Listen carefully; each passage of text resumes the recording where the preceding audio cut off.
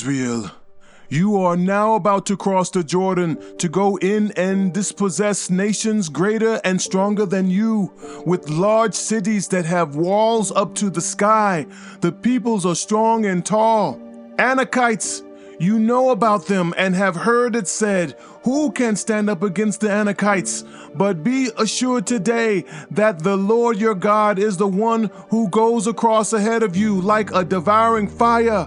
He will destroy them. He will subdue them before you, and you will drive them out and annihilate them quickly, as the Lord has promised you. After the Lord your God has driven them out before you, do not say to yourself, the Lord has brought me here to take possession of this land because of my righteousness. No, it is on account of the wickedness of these nations that the Lord is going to drive them out before you. It is not because of your righteousness or your integrity that you are going to take possession of their land, but on account of the wickedness of these nations, the Lord your God will drive them out before you to accomplish what he swore to your fathers, to Abraham, Isaac, and Jacob. Understand then that it is not because of your righteousness that the Lord your God is giving you this good land to possess, for you are a stiff-necked people. Remember this and never forget how you aroused the anger of the Lord your God in the wilderness. From the day you left Egypt until you arrived here, you have been rebellious against the Lord. At Horeb you aroused the Lord's wrath so that he was angry enough to destroy you. When I went up on the mountain to receive the tablets of stone, the tablets of the covenant that the Lord had made with you, I stayed on the mountain 40 days and 40 nights. I ate no bread and drank no water. The Lord gave me 2 stone tablets inscribed by the finger of God. On them were all the commandments the Lord proclaimed to you on the mountain of the fire on the day of the assembly. At the end of the 40 days and 40 nights, the Lord gave me the 2 stone tablets, the tablets of the covenant. Then the Lord told me, go down from here at once, because your people whom you brought out of Egypt have become corrupt. They have turned away quickly from what I commanded them and have made an idol for themselves.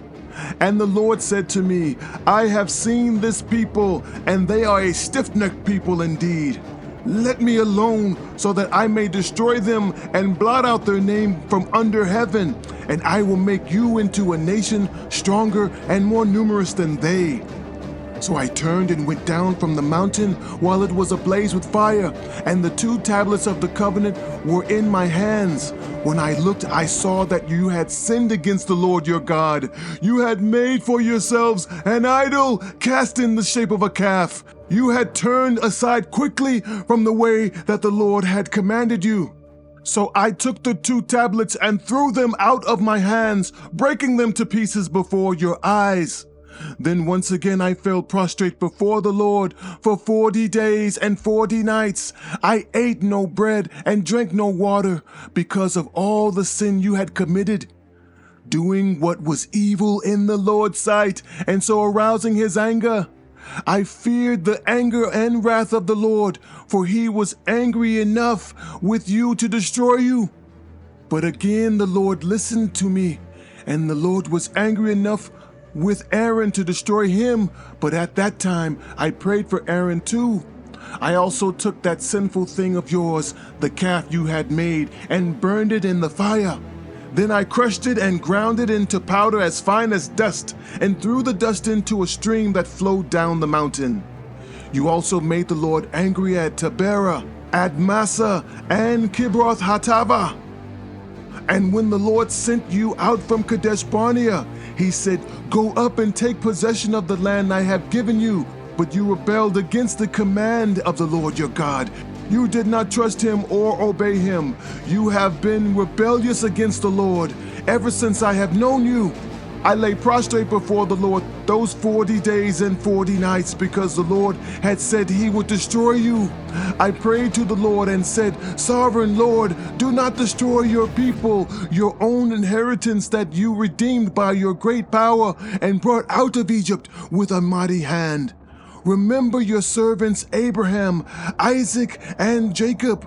Overlook the stubbornness of this people, their wickedness and their sin. Otherwise, the country from which you brought us will say, because the Lord was not able to take them into the land he had promised them, and because he hated them, he brought them out to put them to death in the wilderness. But they are your people, your inheritance that you brought out by your great power and your outstretched arm.